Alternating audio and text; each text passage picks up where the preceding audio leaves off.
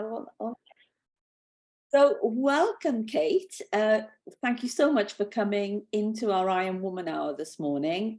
We can't wait for you to share your words of wisdom with us with regards to public speaking, storytelling, and perhaps even sharing with us a little bit about your story and what your experience is. And then based on that experience, what projected you into actually becoming a public speaking coach. So can we put our hands together and welcome Kate to the stage? Yay!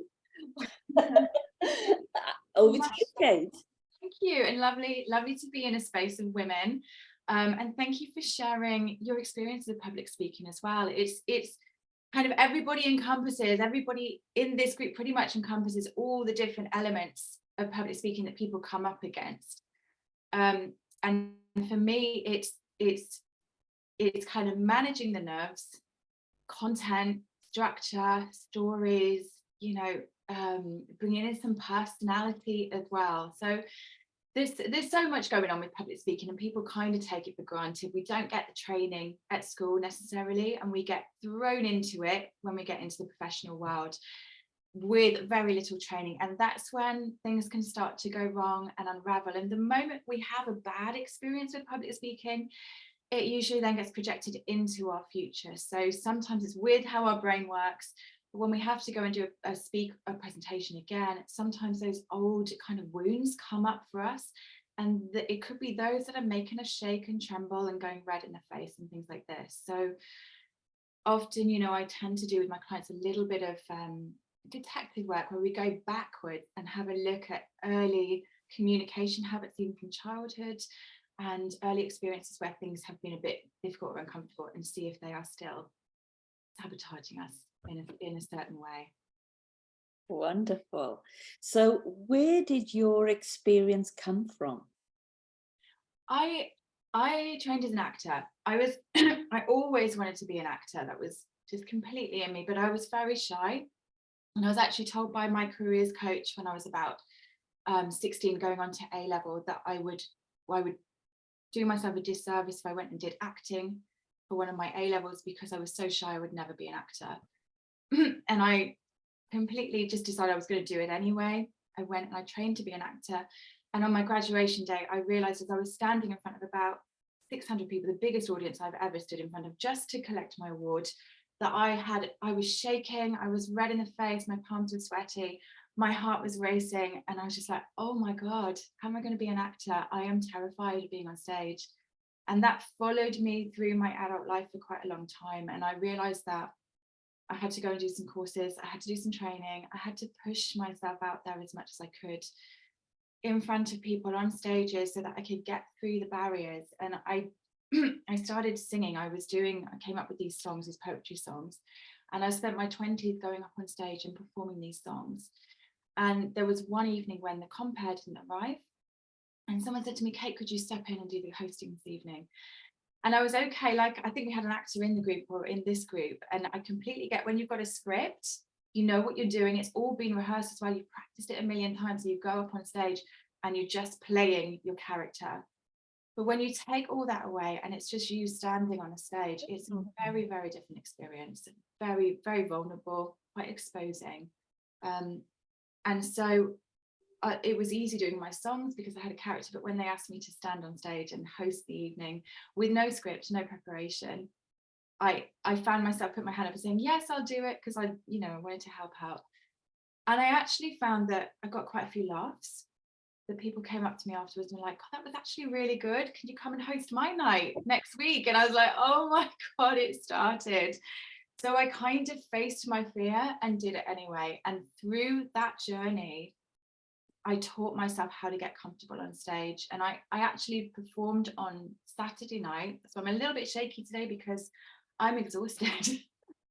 But I hosted an event for 600 people. I did the London chess boxing event, which is a very strange hybrid new sport, in front of 600 people. And I felt absolutely comfortable. I really enjoyed it. So that's kind of where I've come, just through putting myself out there, doing it, and then working out, why was I so scared? What were the things? How could I help myself?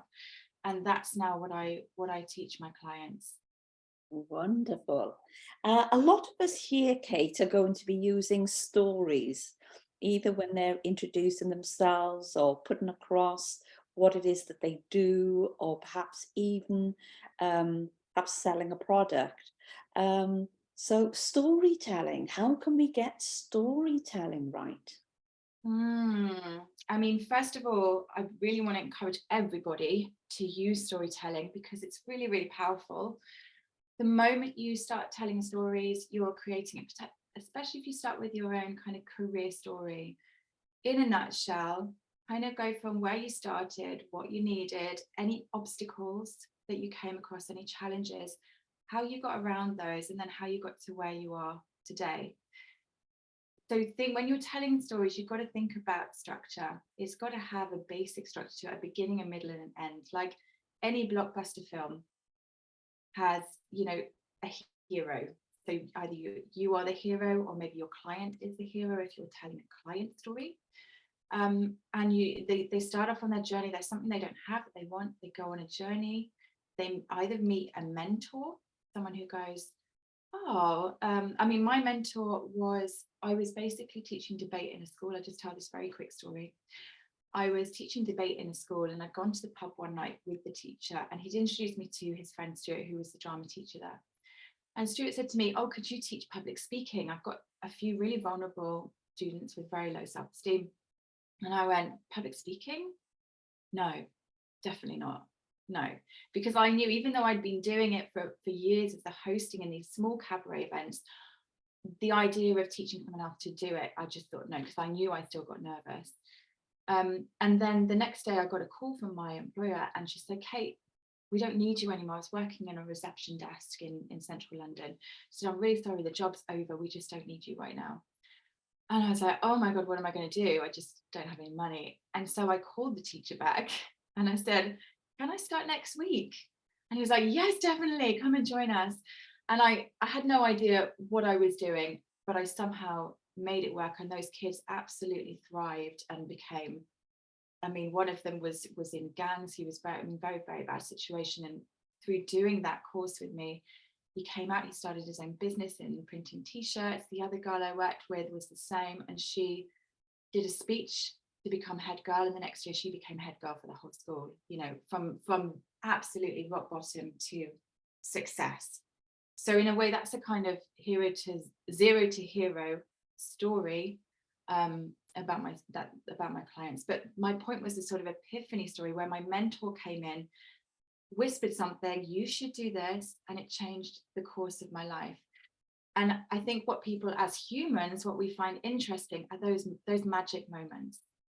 So if you've got stories where you've got those magic moments where you've had a mentor, something's happened that's changed the direction of your life, that's what people are going to be interested in. So in terms of strategies, you set them up, set the scene. Where did you start? What were you missing? What did you want? What happened that changed things for you? How did you react to it? What did you do next? And then where did you end up? It's kind of a 3-point thing. You can make it quite simple, and that will help you. I know a lot of people said they tend to start rambling and going off course and going down rabbit holes, and that's when you lose your audience.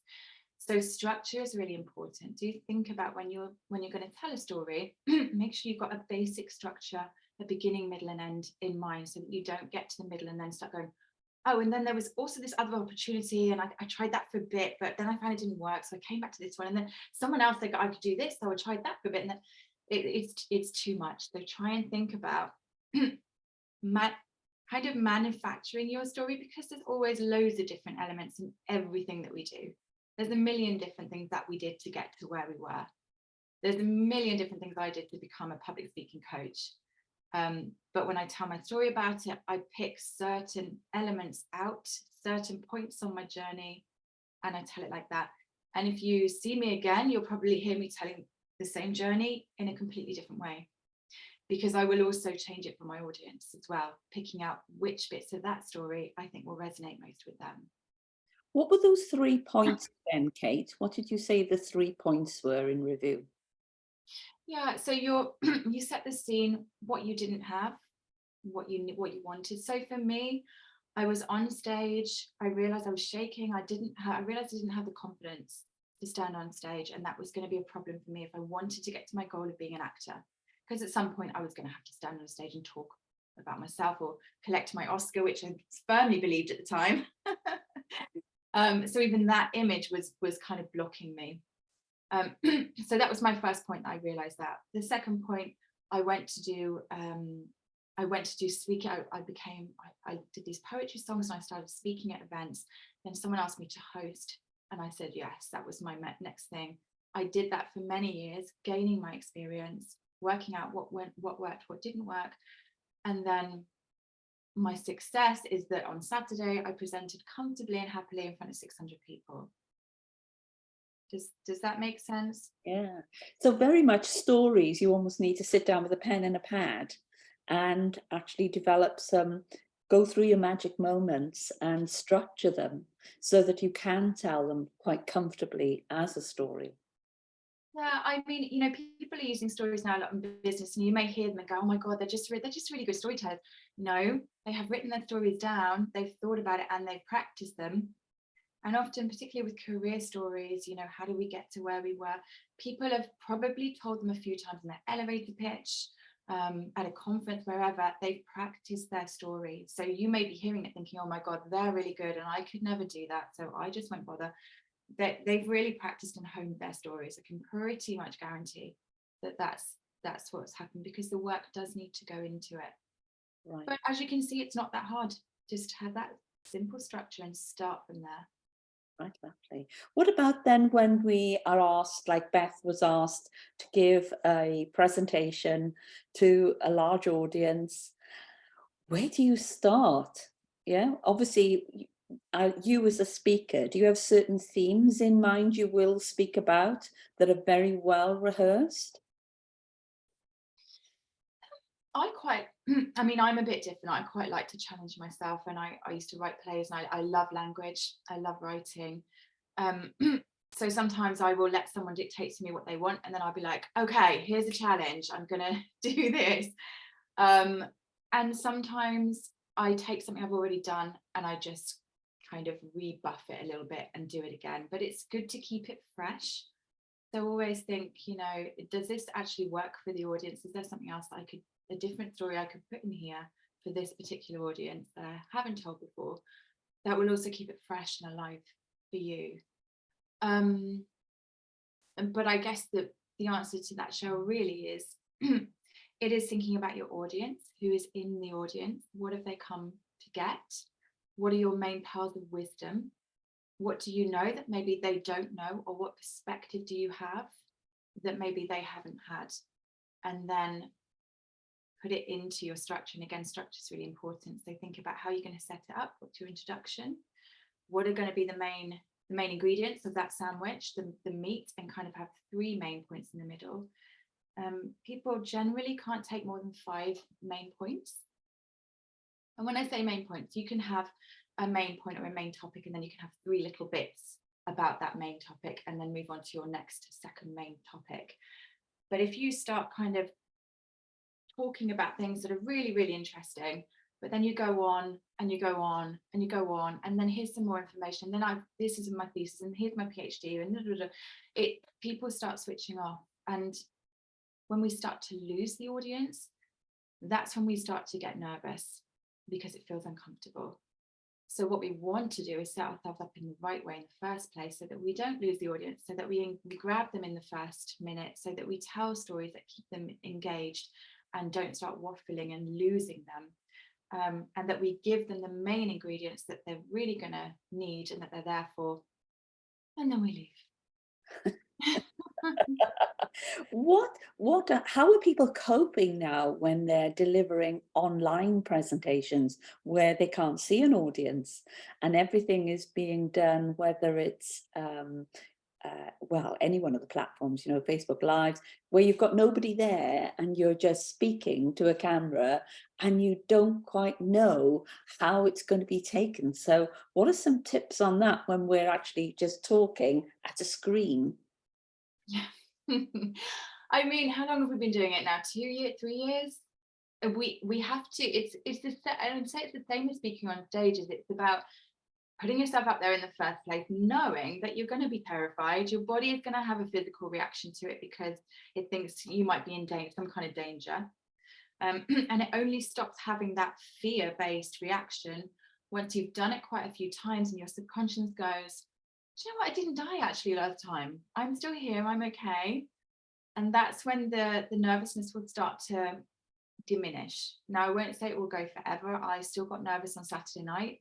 And then once I got through that first bit and I practiced my introduction before I went on, I was absolutely fine. But in terms of the shaking and the red in the face and all those kind of things, that should start to dissipate the more that you do it.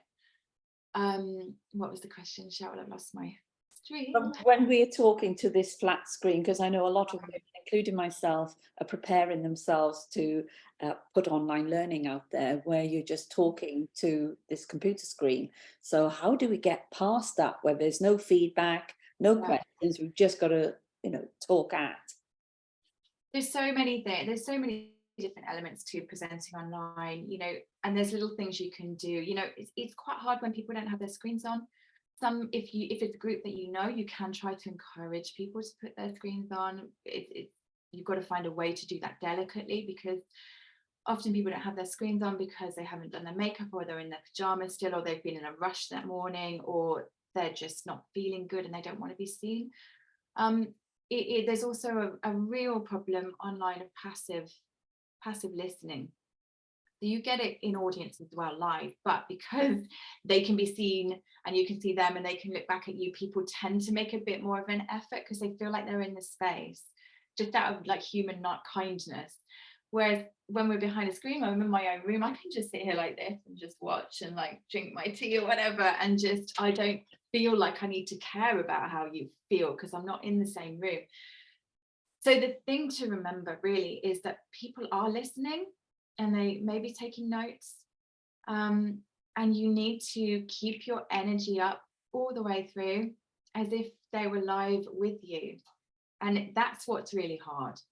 But I would say there's different things you can do. Find somebody in the little drop down menu who's really awake and watching, and put them in your main screen and then just present to them, because that's one person, but they are all one person. They're all individuals listening. So if you're presenting beautifully to that person, everybody feels like you're presenting beautifully to them as well.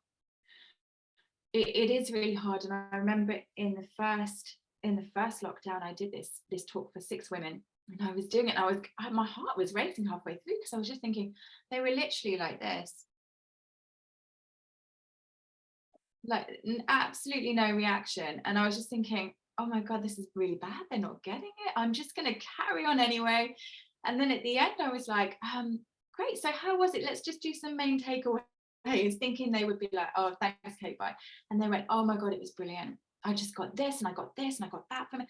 And I was like, wow, that's really interesting, because I couldn't see that on your face at all. Or you'd all like gone to sleep. So just take it that people are listening and people are taking it in. They just don't feel like they need to show you that they are, because they're in their own little world, literally. So the worst thing that can happen is that you look at their faces and start to think, oh God, this is not good. Okay. And then that's when the filler words start coming in. You start thinking you've got to bring in content you've never even practiced. And it's downhill from there. So that's sorry. Can you share with us some of your top tips then of what we should be doing? As online, you mean? Generally, public speaking. What would be your top tips? Yeah, my top tip, I mean, I'm coming from a performance background, but there's so many things as a performer that you learn that you can take into public speaking. You're still on a stage, you're still out there presenting. Now, often we go through our lives and we're kind of in our small little bubble. And that bubble is perfect if you're speaking one-to-one and somebody's here, or in a very small group. But when you've got to project yourself out to an audience, being in the same kind of posture and everything doesn't really work as well as it did in small groups. So we do actually need to put our shoulders back. We do need to stand tall. We do need to warm up And that would be my top tip, is people kind of think, oh, they'll just go and slump onto stage as they normally are and just speak with their normal voice as they normally would to someone who is here or to a small group. But when you're on stage, you need to warm yourself up. You need to get your energy slightly higher than that of your audience, because your audience are going to mirror you. So if you go in high and kind of pumped, as probably Tony Robbins would say, I mean, look at him going on stage. He's like, hey guys, I'm here, you know, whoa. And by the end, everyone's like sleepy and they're like up on their feet. That's because they are mirroring his energy. So remember that your energy, that's what you come in with. It's your party, they're your guests. Come in, make sure your energy is really nice and really positive and really good and high, because they will start to feel that too. Fantastic. Yeah, I've never thought of that before. Yeah, I'd love to explore what is he doing that gets that energy flowing. Yeah. Yeah, there's a lot going on there. So can I take questions from the floor, Kate? So we might have some ladies might have their individual questions about their businesses or their particular problems. So who would like to go first to ask Kate a question? So over to you, Miriam. Hello, thank you for that, Kate. It was really, really interesting. It's brilliant. I have a question. I just never know how long it should be when you're not doing a whole talk, but kind of like not your elevator pitch, not just 60 seconds, but I always worry that I've got so much to tell about my journey and how I've got to where I am now. I don't know how long it should be, is my question. I don't want to ramble, but it's kind of finding those points. You said those 3 points, like the beginning, a middle and an end with a story. Yeah. Should they all be like 3 minutes each or something? I don't know if that's too long or. It's a good question. It does really depend. Are you talking about when you meet someone in person, or when you're presenting and you've got to introduce yourself? When you have to introduce yourself. It depends on what you're there for. If people are there because they want to know about, because your journey is going to, you know, if you're doing it to students in a university, your journey, I would say, take a little bit longer, because it's going to be really interesting for them.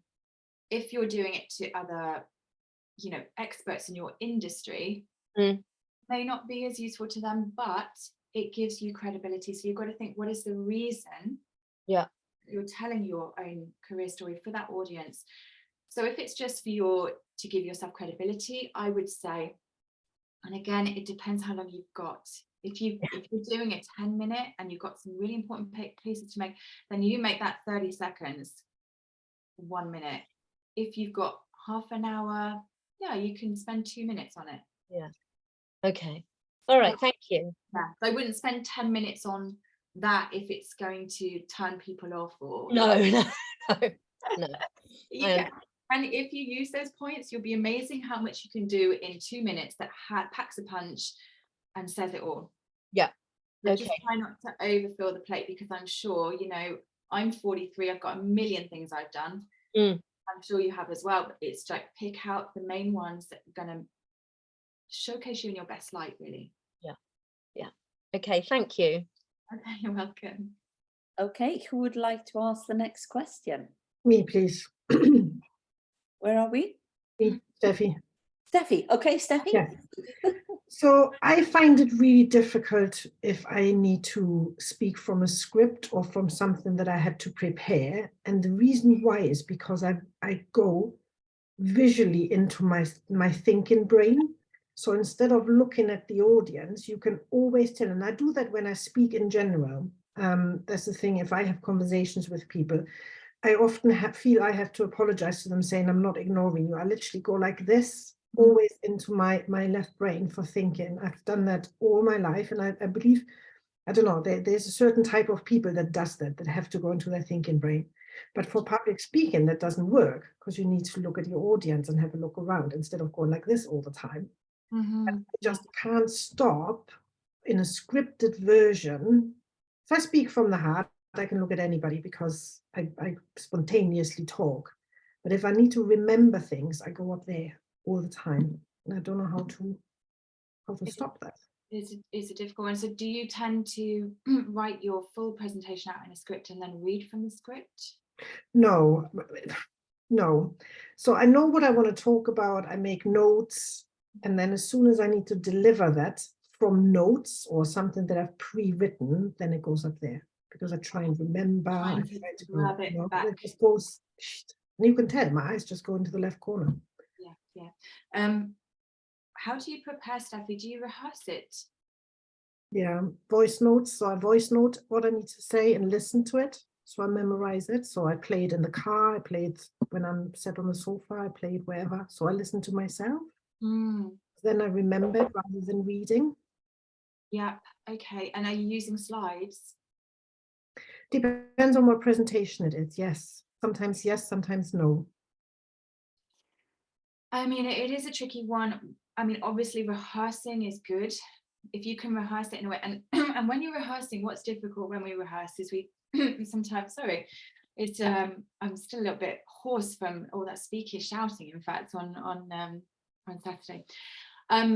When we rehearse, we often go from the beginning right through to the end, and then we come on stage and it's too much to try and keep in our brains. So when you're rehearsing, I recommend that you do it chunk at a time, section at a time, and then go back to the beginning of that section until you've got that section really clear. Then move on to the next section and do the same, and then move on. Because what you're trying to do is keep it all in your brain, and then you've got to reach it from there. Whereas if you've practiced section by section, yeah, then have your bullet points on a cue card or something, so that you've got all your first sentence starter that will just click you into what's the next bit. Okay, what's the next bit? So you're focusing on a chunk at a time when you're actually delivering.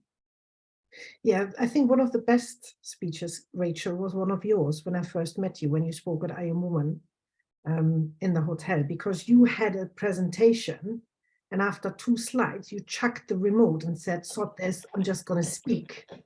And when you did that, I don't know if you remember that, everything was brilliant and you just spoke the entire time through. But when you had the slides, you just chucked the remote. I will never forget that. And I thought, oh, I got to do that because it makes me more relaxed. So Steffi, you've just kind of answered your own question, right? What's missing is you don't trust yourself to do that. Because actually you said to me, you've spent time rehearsing, you know the words, you know what you're saying, then get rid of the script, have your bullet points, know what the journey, your structure is, put that there so you can come back to say, oh God, what's next? Oh yes, I'm talking about this bit. And free flow, because a lot of people, they're not good at remembering all the words, and I've seen people start to become robots because they're reading off scripts, or they're just, it's coming out in rote. And the problem with that is you may get the content absolutely bang on, but the connection with the audience, like you say, is lost. So it's no point. Nobody's going to be remembering or engaging saying. So you may be better yourself to do exactly as your colleague did, and learn the script, lose the script, free flow, but trust yourself that you know your topic and you know what you're going to say. And if you lose a thought, it's okay, doesn't matter. So sorry, just give me a moment, audience. Right, I've got it, here we go, I'm carrying on. Because I'd rather that somebody stopped in the middle and just had it, sorry, do excuse me one moment, and then came back with full steam and was brilliant again, because people forget that you had that moment pause. Okay, thank you. That's helpful. Okay, Lucy Thermomix, your question. Hi, so my question is, I go live quite a lot on Facebook, which I love, I really enjoy, I'm always really well prepared, but I do the most weirdest twitch just before I go live, but it's live on screen, and my eyes go up to the left hand side, and I don't think I do it in any other part of my life, but just before I'm about to speak live, and my eyes, you know, it's not horrendous, but you know, if there's any tips to maybe stop me doing that, that would be wonderful. Wow, Lucy, hello. That's quite unusual as well, isn't it? No. What a funny little quirk that your body's doing there. Yeah. I would say probably some grounding techniques before, some breathing to get really centered. It could be That's a new anything. one for you, is it? Yeah, but it's, you know, like I said, we have these kind of parts in us from Yeah. childhood or from the past who are like, there might be one hiding in there somewhere going, I don't do this kind of stuff. Well, what are you doing? And maybe it's her just going like that with your eyes. What are you doing? Yeah. So it might be, you know, a moment of just looking, if I don't know how spiritual you are or anything, or holistic. Yeah, no, I'm very spiritual. Okay, then I would have just a little chat with the inside little girl, whoever's in there, trying to just break out and feels really uncomfortable with it, and just going, Okay. Mom, how old are you? Like, you're Okay. safe. Okay, we're doing Okay. really well. If you want to go and read a book, come back later when I'm done. You know. Okay. All right. Lovely. Thank you so much. Could I just add something in there, and it goes back to NLP. So all our NLPers will already know the answer to this question, because your eyes act unconsciously in line with your brain. So if you know a bit about eye elicitation, what Steffi's doing and what Lucy's doing, they're recalling, because up and to the right is creating visuals, up and to the left is retrieving. So our eyes act unconsciously with our brain. So if you're looking up and to your left, either during a presentation or just before you go on air, you're probably talking to yourself about, you know, how is this going to go? And you're going into perhaps past things that you're retrieving from that side of the brain. Wow. So if you just go on to Google eye elicitation, it's really great, because once you've learned the technique, you can watch other people and you'll know whether they're creating something in their brain or retrieving something from their brain. So this is the visual stuff. And then to the ears, if the eyes go to the right ear or to the left ear, so the right ear, you would be creating, somebody would be creating a sound. To the left, they're retrieving a sound. And if their eyes go down on the floor, down to the right, again, think of this as the creative side. So this is kinesthetic. And the other side, you're actually talking to yourself. So it's really good to know about eyes, because the police use it really well when they're retrieving a story from somebody, to know when somebody shifts from what they were actually doing and retrieving from the mind as opposed to creating from the mind. So it's I would say it's really good if you're married and in a relationship, you can work out what's going on and find out, are they creating it or are they retrieving it? So yeah, eye elicitation is really good to learn. Cheryl, can I ask Rachel a question, please? Yeah, go for it. Rachel, you said earlier when you talk that you got a bit of a potty mouth, yeah? And I do that in a lot of situations, only since I came to the UK, mind. I never swore until I entered the UK, I got to be honest. But now I do because of my environment around me. But do you ever control that in a certain situation, or do you always speak the way you do?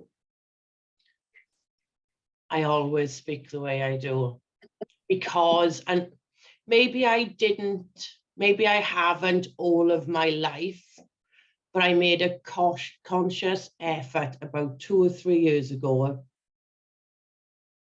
to be true to what I say. I do fight this sometimes. I want to chuck the C-bomb in if I'm aggressive, but I know that's offensive. So I'll hold back on that. But that's about the only time. And even in not just with my potty mouth, but with my opinions and the things I say. I can't remember if there was a pivotal moment for me or if something happened. I just remember thinking that I say things often to please other people, whereas if I'm not speaking with my own true voice, then don't say anything at all. Yeah. Because I find, I don't know if some of you do that, when you want to say something like, I don't know, and it's a little bit potty mouthy, that sometimes I like retype the word when I'm typing to make it more polite, which I think sometimes, why do I do that? You know, should I not just speak it as it is? I wouldn't worry too much about the potty mouth. If it's true, if it's fucking true, then say it. You know, if it matters to say it, that's what you fucking believe, then say it, because it's your truth and you can't go wrong with your truth. It might not be everybody's cup of tea, but it's your truth. Okay, thank you. And I noticed with Kate, one of the questions I was going to ask Kate, you have this wonderful demeanor. I was going to ask about speed and sound. Like when you speak, you're very engaging, you're very calm, you're very inviting to people to join the conversation. I'm often, quite aggressive, quite bolshy, but I've also learned that I do that when I'm selling, because I want to sound like the expert in the room, and I'm not getting interrupted because I know what I'm talking about. So don't feel this is an engaging conversation. It's not. I'm selling you something and I know what I'm selling. But it was interesting then that when you wanted people to listen and hear your voice and hear your opinion, that you can change the way you speak and how you sound. I hadn't thought about that until this conversation, actually, that just the simplest things of adjusting the way you speak will get greater results depending on your audience. Yeah, absolutely, Rachel. I mean, I'm all for authenticity, and if you are someone who naturally uses a lot of expletives in your everyday, then and that feels completely natural to you on stage, and you don't have anything attached to that, I think that's quite interesting. I mean, I would maybe change that for certain audiences. Yeah, agreed. Yeah. Yeah, when I'm going to the nursery school to speak next Tuesday, I won't drop it. No, I'm only joking. But no, you're absolutely right. I do. Yeah, but I also don't put myself in a position where if me speaking in a certain place doesn't align with that audience or who I am, then I probably wouldn't put myself out there anyway. So, but no, absolutely agree. Yeah, 100% right. But it would be interesting for you just to challenge yourself to think, what's the audience that you wouldn't speak in front of? And find a way to communicate with them. And it's interesting, sometimes the power of the pause is so powerful. It is. Right? So we don't always have to swear we don't always have to say the bleeping, toast or whatever. We can just say the post. And with that little pause, it gives that word a frame. It's kind of like a musical score sometimes when we're speaking. So it's kind of thinking, when's the beat? When's the break? How do we highlight this word or this point? And sometimes the silence around it can be much more powerful than emphasizing it with an expletive. I agree. That makes sense. So you could try to take those out a little bit, but you instead replace them with a nice pause. And and even not just to replace the expletive, but pausing when speaking is also super important, just for the person to listen or digest, or for whatever it was to be more thought-provoking for the recipient. Absolutely, absolutely. And I mean, the thing about expletives is sometimes there's an absolute place for them and they really work. When we're really fucking outraged by something that's just a complete injustice, and that slips out, sometimes that's absolutely perfect. Yeah. But you're right, you do have to think about your audience, and there may be some people in the audience who really like you, and really connect with you, but they have a personal thing about swear words. Yeah. And then they make a judgment about you based on that language. Agreed. So just be aware of that, and then think about, this time I'm not going to use them, or I'm going to try pause instead, or I'm just going to try something out and see the different reaction. If you get a different reaction, you might find people in the audience go, oh my God, can you just bring back those, because we really love it when you're so real. Yeah. But try both out and just gauge for yourself what the reaction is. Thank you. So we're getting to that time, so it'd be lovely to have your feedback that you can give to Kate with regards to what you got out of this morning's session. So we'll start with you then, Beth. What was your light bulb of learning? How are you going to put it to work? I think I need to think about this 3-point structure. So you've got an actual path to follow. I think I tend to make things a little bit too involved. I need to simplify a little bit. Right, wonderful. Lucy, Mortgage Solutions. It was really good talk, and yeah, I picked up a few things. Yeah, it's just taking them on board, really. Okay, thank you. What about you, Steph? Your light bulb of learning, how will you put it to work? Not to be so hard on myself when I do things like going into my brain, or when my voice goes, that I just compose myself and keep going, because then my voice goes back to normal and I just make a big elephant out of things all the time, you know? Oh, great, thank you. And Miriam, what have you learned? What are you going to put to work? Oh, I'm going to put to work my 3-point strategy, and yeah, just try with a story, a beginning, a middle and an end, which I always hated at school when they used to say that in for essay writing, have a beginning, a middle and an end, but I actually know it does make sense. Just, I don't want it scripted when I talk, but I need to have a journey that I'm going on, so it's more concise. I'm going to stop. Concise. Well done. Lucy Thermomix, what have you learned? What are you going to put to work? Oh, well, definitely the 3 points, but also I'm going to, you know, I'm going to do a couple of lives now the next week, and I'm going to really work on my little sort of looking up and see if I can work that one out. And can I also say to Rachel, you know, I've only heard Rachel speak a couple of times. I can't believe she's ever nervous, and I absolutely love hearing her talk. I look and just yeah. Thank you. Karen Brown, what have you learned? What will you put into practice? For me, it was that whole thing about energy, where your energy has to be higher than theirs, that you lift them up. And because of that energy, I remember being at Tony Robbins' event, and it was just so powerful.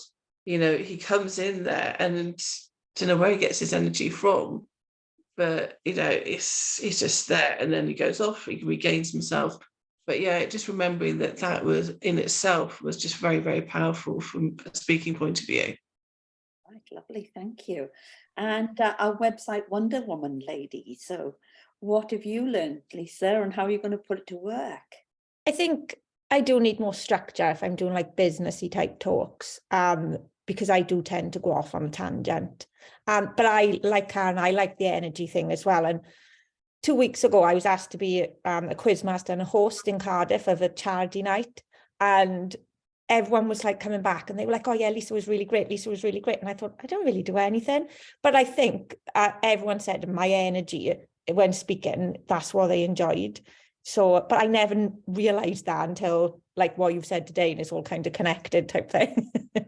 Fantastic. Coming to you, Sarah. Good morning. First time we've spoken to you this on this session. So share with us, what was your light bulb of learning and how are you going to put it to work? I love that phrase. It's your party, they're your guests. So I'll definitely be taking that away with me and thinking of my audience as being my guests in the future. Yeah, that's lovely, isn't it? And over to you, Rachel. I've been thinking now, Rachel Potty Mouse. I mean, I just find it really intriguing. I never question myself too much, and I'm always I'm also thinking now, do I have an air of arrogance when I speak, which I also don't mind too much. I'm just thinking that there are times that I should be more empathetic to the audience and that I should create a better synergy. So I've got quite a lot to think about actually, which is always better than, it was good, really good. Fantastic, thank you. I know we have some other couple of ladies on screen, but I don't know where they're at. So I'm just going to come to you, Kate, and would you like to say some final words to us now you've had your beautiful feedback? Oh, I would think I'm glad that everyone got so much from it. I mean, the main thing is always feel the fear and do it anyway. That's what I've always based my life around, actually. And I think it was Sarah, I'm not sure, I can't remember who it was, but just be kind to yourself. It is exactly that. You know, we're not perfect. It takes practice. We need to rehearse. We need to do it again and again in front of a live audience to get better, to find out, Rachel, what works for you, when it's working differently, when you want to bring in a softer approach, when you want to go for yourself in true authentic mode. You know, try things out and just afterwards have a little bit of what I call an afterburn. Just think what worked, what could still be improved. Okay, I'll try that next time. But definitely be gentle on yourself. And when it comes to speaking in front of men as well, just get any of that out of your head. You do you. It's so important that our voices get out there. So any of those thought, oh, it's a male, or they're gonna, no, get that out of the way. You go full power, you do you, and have your structure and keep to your points. Well, thank you, Kate. And how do people get in contact with you if they would like some coaching from you after today? Yeah, absolutely. So I'm on LinkedIn. You can also email me, kate@kategilbert.co.uk. Find me on Instagram as well, kategilbert.talks. And you can follow me there. So yeah, please absolutely do get in touch if you're interested in some more coaching. I may be doing some group work as well. So just get in touch with me and let me know, and we can take it from there for sure. Well, please can we put our hands together? Thank you. Okay, thank you. So we've come to the end of this morning's I Am Woman Hour. So I look forward to seeing you all next Monday for another exciting session. And yeah, so as Rachel said, I've just got so much to think about from the points that you raised. And please do stay in contact with us, because we'd love to know your journey as well. So thank you, Kate. And thank you, everyone, and look forward to seeing you same time next week. And have a great week ahead. Cheerio, everyone. Bye-bye.